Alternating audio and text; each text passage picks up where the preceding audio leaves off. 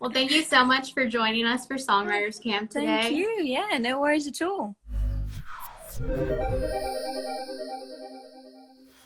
We're just gonna dive right in, talk about your newest album, Different Kinds of Light. I mean, it's been out for about a week and a half, almost 2 weeks. How has the fan response been? Yeah, the fan response has been amazing. I think I was actually kind of nervous before. And then when the fans started coming in, they were like, oh, they kept saying like no skips, which I was just like, oh, thank God, you know, because I know when I buy albums, I don't like, sometimes it is a bit like skip. So that meant a lot. Honestly, the fans have just been like the best part of this whole process, I think. Yeah. When did you start writing it? I started writing it last year, probably last January now, which makes me feel a bit ill because I should be writing the next one. I started writing it in upstate New York, and that's kind of where I've done all my stuff thus far. There's something about the surroundings that just calms my brain and allows me to focus. It was in the snow that time, so. I did read, though, that you did start writing it in New York, but you wrote some more in Japan and Mexico and Nashville, ending in Nashville. Did you feel that the change of sceneries from place to place affected your writing style in any way? Definitely. I never tend to write about landscape, but there is something freeing about a place that you're not used to or feels a little alien to you in a good way. So when I had to quarantine in Mexico before the record, I remember hearing like street musicians outside, and we couldn't really leave the apartment for COVID reasons and stuff. And yeah, I remember that being quite freeing mentally, weirdly, even though we were quite cooped up. I guess it just allowed me to focus, but also feel apart from everything, which seems to be my ideal scenario to write. Do you find influences from music you're listening to? Yeah, definitely, all the time. I mean, it could be anything. When I was writing, it was probably a lot of sort of 90s stuff, so a lot of Cocteau Twins and you know, Stone Roses and Johnny Marr tones and stuff like that. But now I'm going through a bit of a different phase. I don't even know what I'm into at the minute. I'm almost like electronic music in Pine Grove seems to be like what's going on. I don't know. I need to sort my life out, get Lord on. But it does change, right? From album to album. Do you sense what made this album different from the first one or writing that one? It's more optimistic. It's a lot about being in love in a kind of good and kind and empathetic way. It's got this really, you know, that's why I call it Different Light. It's got this blazing optimism in it with Prototype and, you know, stories about other people. And I'd always written about myself. And honestly, I'm happy to get a relatively happy album out, because this one, I think it's just going to be sad. So I think I've purged all happiness and now I'm just going back into morose. But we'll see. We'll see. And when you're performing live, how do you, I mean, it is sad, right? And you had all those emotions when you were writing it. So when you perform it live, how do you separate yourself or able to perform it? I don't. I mean, so I cry a lot on stage. Like I'll get in tears or I'll get a frog in my throat, like choked up when I sing, because everything I write is so personal and so direct that at a cost, sometimes you literally can't sing it because it's so close to home. Houdini's that for me. The song on the album, Houdini, it's sort of this metaphor for male figures in my life, and that one I never seem to get through or finish on a bad day. It's just the cost, you know, you open yourself up to people in art, and so you kind of got to bear that emotion every time you play it and just hope, you know, I don't like it when it gets too numbing. I find that's what I get no joys about. So I get a bit freaked out when I don't feel stuff. Yeah. Do you find that fans also react to your emotions when you're on stage like that? Yeah, of course. I think a good live performance is your hand in hand. It's like a perfect conversation when you've got an amazing gig. They're going through you in the darkest and the lightest moments of that journey you're on together. You're literally telling a story. So 100%. I think if fans didn't feel them emotions, I'd be like, oh, I'm doing a pretty crap gig. Are you thinking about performing live when you are writing this music? Yeah, definitely. I mean, the interesting thing is on my first record, I tested all my songs out live before they made the cut. I very much trust audiences. And so if they don't respond to it, I'm like, well, it might not be the best song. Whereas this album, I didn't have the chance to do that. So it's all pretty I don't know what the word is, untested. But But I think that's for better. I think it allows me to go into quite unique places and not be scared of reaction, you know, which can be quite freeing, I think, as a creative. It'll definitely be authentic, though, when you get those first reactions at your first gig, for sure. Yeah, definitely. Are you excited to go back to live music? Yeah, I've been doing bits. I'm super excited because the band I've currently got are just so exciting. I'm just in awe of them as much as anything. So I'm really happy to be going out and sort of telling people how far I've come, you know, musically, in a way. That's fun. I've spent a hot second since live music, so I'm sure everybody else I know, equally we're pumped. all just like sweating to get back in, or not actually sweating, but yeah, I can't wait. I've got a US tour in October, so that's going to be very, very, very fun to get back out on the road. Do you find that it's different performing in the States compared to the UK in a way? It depends. So I compare the south of the US quite similarly to the north of England. People are pretty raucous in both occasions, and sort of further up you get, maybe it's a bit more reserved, similar to the south. Not in a bad way, just in a, you know, people like a drink and people like to party in the south. I went to Alabama, you know, when it was safe to go to Alabama, and it was just, you know, might as well throw a beer bottle across the room. The south knows how to party, and so does the north of England, so there are similarities, put it that way. Oh, that's fun. Oh, somebody asked, are you coming back to Mexico? I hope so. I mean, obviously with COVID, things are quite, you know, I'm not sure. We can barely get to Europe. I mean, we can't get to Europe right now. I only just got into Germany, so 150% whenever this all chills out a bit, I'll be going to South America again, where it all started, kind of thing. Do you remember how you got into songwriting and why you were adamant on writing your own music? Yeah, 100%. So I used to write like stories and poems, and a lot as a kid. I was always, you know, quite English driven, and just that's the way I like to express myself. And then when I found the guitar, I think 12 or 13, through my mum's ex-partner, who, you know, was a bit toxic at the time, I found it at the same time I was going through all this sort of pain, and it just was like the straight channel. It was just like the vessel to get it all out. And so it literally was my own experience. So it completely made sense to, you know, write my own songs, you know. But I used to love doing, like, picking apart an Oasis chord book or whatever. That was always great, or Mazzy style. But, you know, I was really using it as a tool to make myself feel better, which I think probably the best of us do. Do you still find that is your go-to tool? Sometimes. I mean, the piano, like today I wrote a song on the piano and sort of had a little weep. It really is. It's most basic. It's like there to make me feel better in the moment. And then you have this wonderful gift that you get to put out there and make other people feel some solace, or, you know, let their feelings out. It's just, you know, it's just the translator of this really weird, magical thing no one can really describe. You know, even Ryan Tedder. For sure. I mean, that's all, like, how you relate to your fans, for sure, too, just putting it all out there. Yeah, emotions are universal, aren't they?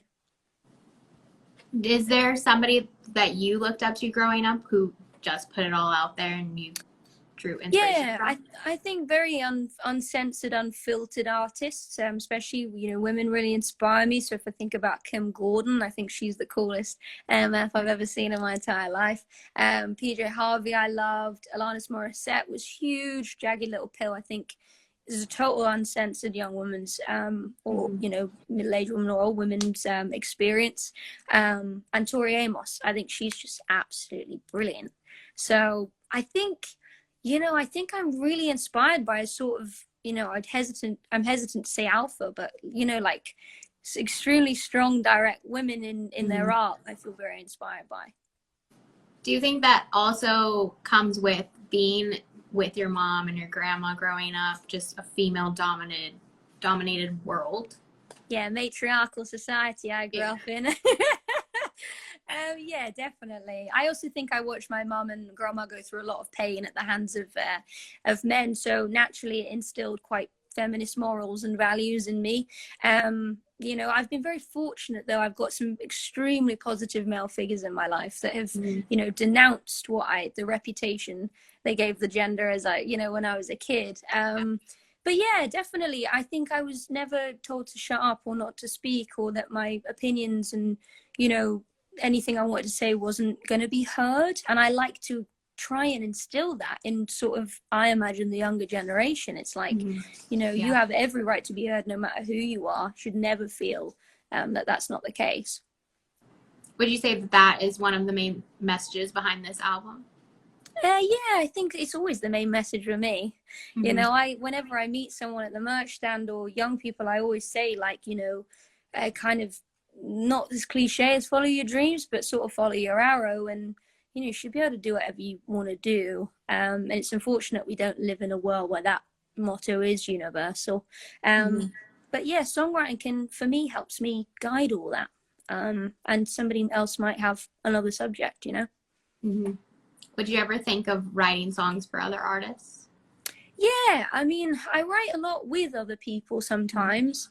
You know, not a lot as most people write a lot. Mainly friends I write with. I think when I write for other people, it's always so hard because it's so bloody me. Like whenever I write a song, I'm like, oh, that's so Jade. Like no one's gonna sing that because it's just me on a platter. I don't know. Maybe I'll start coming up with that. Do a little, you know, change later on in life. But right now, it's just, I feel like I've just got so much to say and so much to talk about, and in my little weird imagination, translating that first, you know. We'll see though. You really never know. Writing with other people, since the music is so you, do you feel like you have to have a friendship or relationship before you go into the studio and write with them? It's when it's been the most successful for me. And I've had a few unsuccessful sessions when you go in cold. I find it personally very hard because maybe I'm a bit uptight in the fact that I already feel a little misunderstood. And so when people understand me, or at least know who I am, then you can write about me or, you know, our experience together. Whenever I write a song with other people, it's always like the direct middle of our personalities or our musical styles, which is great if you're going in for a collaboration, but if you're going in for like a solo for me or a solo for them, it's terrible. So I think I need to maybe change that. But I also think it's just the magic of the process. It's literally a collaboration. So yeah. Do you think that'll change down the line, maybe? Maybe. I'm too much of an only child. Just always me, so unapologetically. I don't know if I could mold into anyone, even if I wanted to. But I mean, like, I love the greats like Carole King, or you know, there's been some fantastic people who do that just so brilliantly. So yeah, no shade to them is sort of what I'm saying. It's just not what I'm best at the minute. Yeah. But because it's so you, is there a matter of like pride when you put out an album that's unmatched by anything else? It's unfiltered. So if people don't like it, it's going to hurt a hell of a lot more because I'm not hiding. You know, you're really stripping yourself completely bare emotionally. It's your own stories, your own relationship, your own highs and lows you're putting on a record. I've also been very, very fortunate that people have always been very kind to me and respectful of that, because I can't tell you how I'd cope with criticism, probably not very well. But yeah, it feels a lot more dangerous. I think that's the word for it, when you are so direct and so like, okay, here it is out there. It's more on the line. Worth the risk though.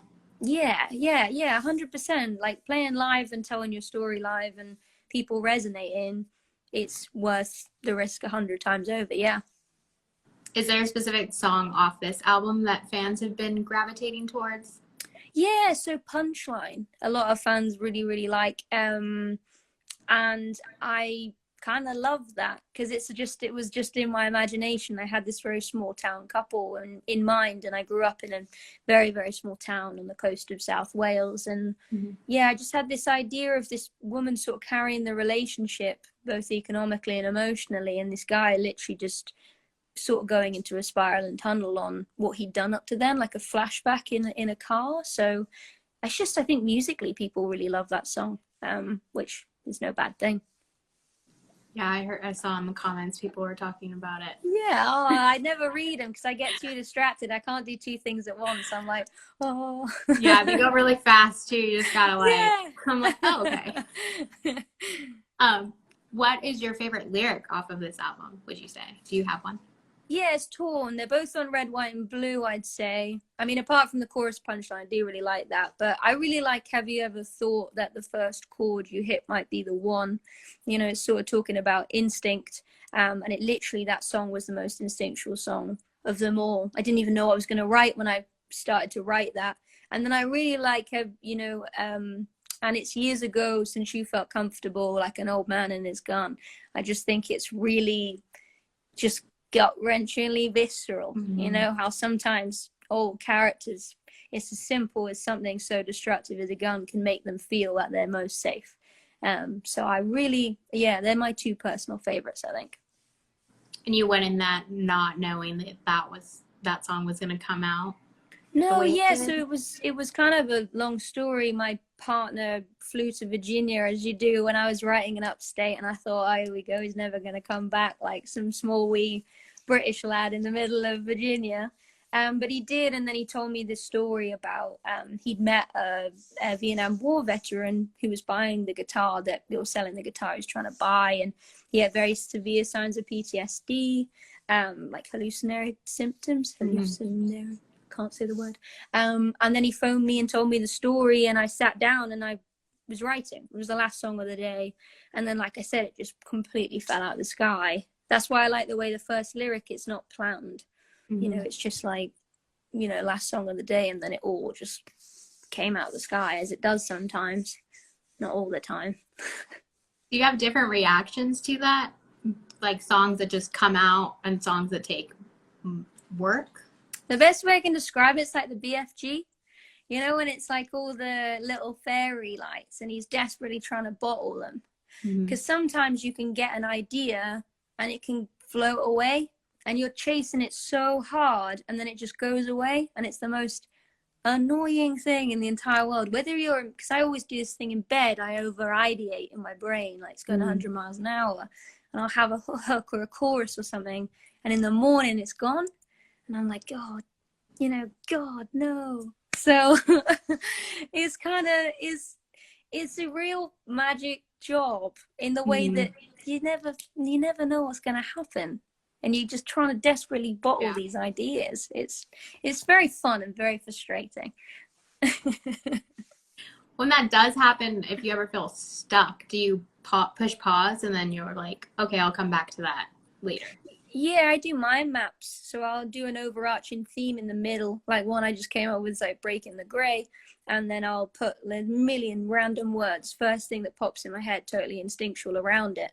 And then I'll be writing and I look at my little mind map and try and match things when I'm really trying to force it out, or book titles, or, you know, things people say, just all word driven, super word driven.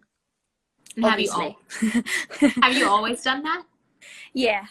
I've always been obsessive at writing. I've always, you know, been that kid that tries to write 100 songs. It's just, it's like some weird self-motivation / competition. It's just kind of me. I'm just a bit obsessive. Yeah. And then do you have songs that come out but don't necessarily make it on the album? Oh my God, all the time. I have hundreds and hundreds and hundreds of songs that will never see the light of day, or might see the light of day in a different way. It's very rare I revisit stuff. I don't really like going backwards, to my own fault sometimes. So yeah, there's a lot of songs that don't make the cut for me. I write albums worth and just bin them all. Because I don't like filler. I'm really conscious of filler. That's why I think I said to you at the start, when they say no skip, I'm like, great. Yeah. So with those songs though, do you look back at them and think, oh, I'm at a different place, so it doesn't really relate anymore? Yeah, sometimes it's really annoying though, because you can really write a great hook, like the one I've written, this really, you know, pop to the sky, but I'm not doing pop right now, so it makes no sense. It'll just look quite contrived. if I release like, you know, what's kind of a guitar alternative record and then just, you know, come out with like this pop song, it doesn't make too much sense. So it can be great because you're like, oh, that's so young, that's not, I'm a better writer now. Or it can be like, oh, you know, like I should have got the production right on. It's often production sometimes that can hold things back. It's all fun though, and it's just a collage of this like remnants you're leaving, the residue of a writer. I think that's what it is. Do you see yourself ever changing genres or trying to go somewhere else that you haven't gone before? Always, yeah. I think much to my detriment or to people's confusion, I don't really like to stay in any boxes or boundaries or genres. It's not the way I see music primarily. And I also think like the best stuff was made when you kind of put two things together. So I sort of went to Nashville and tried to mix like Britpop with it. And it's just what happens. It's not forced. I also, you know, I don't take it too far. I don't think I'll be making a reggae album anytime soon. But it can also, it's music and it's fun and it's just what you love and how you can translate it. So yeah, but I might do a piano record next. You know, I like that. There's no real telling. Me neither. I have no idea. It's just whatever happens. Do you find that a specific mood could alter where you wanted to go? Like even a day where you're just like, oh, I really want to do this, but then the next day maybe it's gone. Totally. I mean, I have huge like if I'm on a plane, I'll come up with about 3 concepts for like a poetry book, a book, an album, and then by the time I've landed, I'm like, oh, I don't know if any of them are any good. The thing I get freaked out about, and I tweeted about this the other day, is sometimes it's like premonitions are written. So Different Kinds of Light was the same. I was trying to write myself out of a dark place and wrote that song before I'd even really contemplated I was in a dark place. And then this album that's coming up, I mean, clearly I didn't know something was going to happen in my life that was extremely sad and you know, just sad is the best way I can put it. And I looked on my phone and, you know, 6 months ago I'd written this song that perfectly summarized what was going to happen. So I think I'm a genie. That's crazy. Yeah, it is weird. It's starting to really freak me out. And that has happened multiple times. Yeah, like I said, Different Kinds of Light, it was a very happy album, and honestly I think overall I did a lot of growing, which made me compatible with being happy, if that makes sense, personal growth. And like I said, this incident that's happened in my life right now, I'm also happy, and I wrote about it 3 months ago. So yeah, I'm just, it's a nightmare. I feel like a witch's brew right now. I don't want to write anything for fear it'll come true, you know? Oh my gosh. Yeah. That's crazy. Maybe I am a witch. I'd be very, yeah, I'd be like, oh, do I want to write this down now? I don't know. I know. No tattoos, put it that way. Yeah. Let's go to some fan questions. Someone asked, how are you today?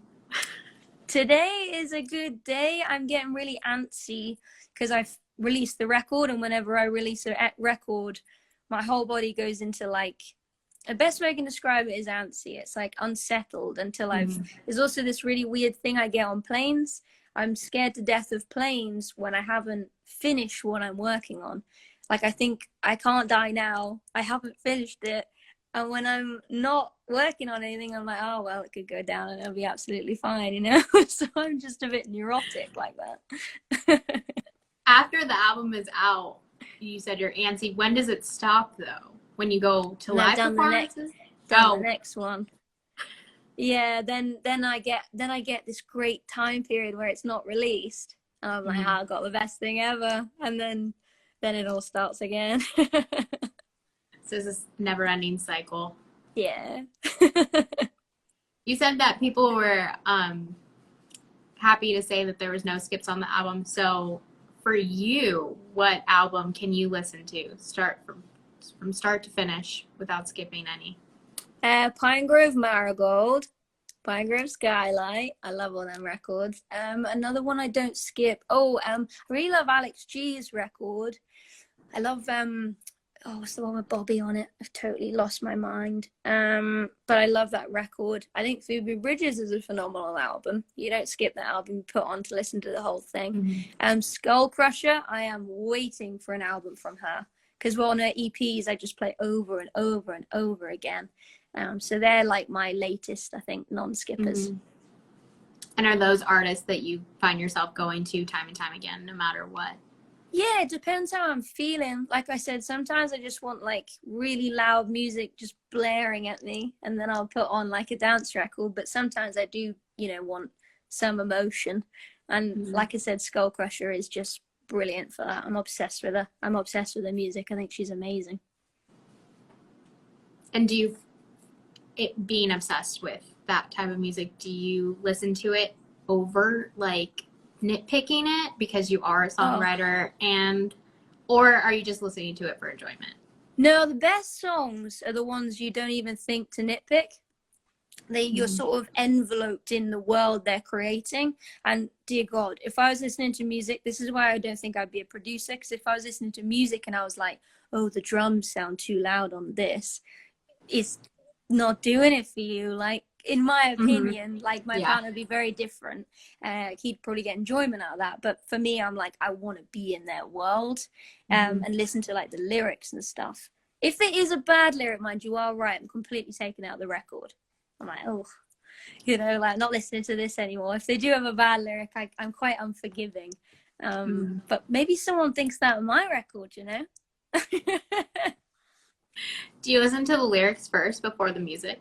I love a good song title. A good song title. I often think with indie bands sometimes, like really small bands, sometimes I feel like they spend more time on their band names and titles than they do necessarily on the music. So I'm always really like enveloped in. Well, there's an amazing band at the minute called Wet Leg, I think.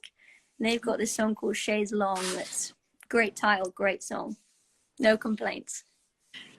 Yeah, makes sense. I find that when somebody releases a new album, if they have an intriguing title, like I'm going to choose that one first, obviously. I'm totally with you. I love like conversational song titles. Like I just wrote a song called Didn't I? And there's a few versions of that I really like. And yeah, I'm trying to think. I think Grace Carter's got one, Why Her Not Me. There's a few like really nice titles out there.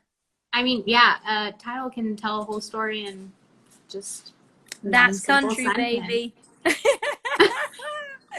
That's why country songs are incredible. I'm telling you, Patsy Cline all day, like her song titles, you just get the whole story before you've even listened to the song.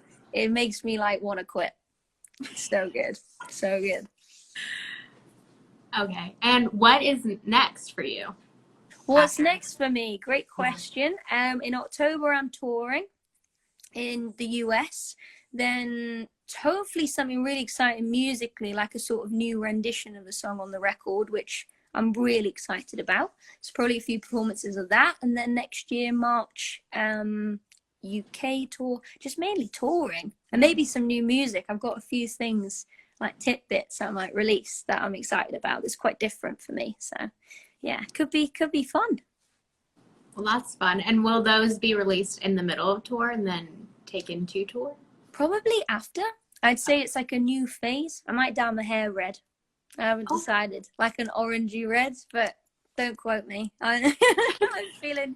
I just watched Pulp Fiction, when she's in the cafe and she's like, oh, yeah. And I felt her energy so much that I might go and dye my hair red. That's a great reason to do it. Pull the trigger. Yeah, exactly. Well, thank you so much for talking with me. You've been so lovely. Thank you very, very much for your time. Of course. And I look forward to your future and the tour. Yeah, absolutely. Hopefully I'll see you out there. Yep. Take care. I'll see you soon. Take care, everyone. Bye. Bye-bye. Bye.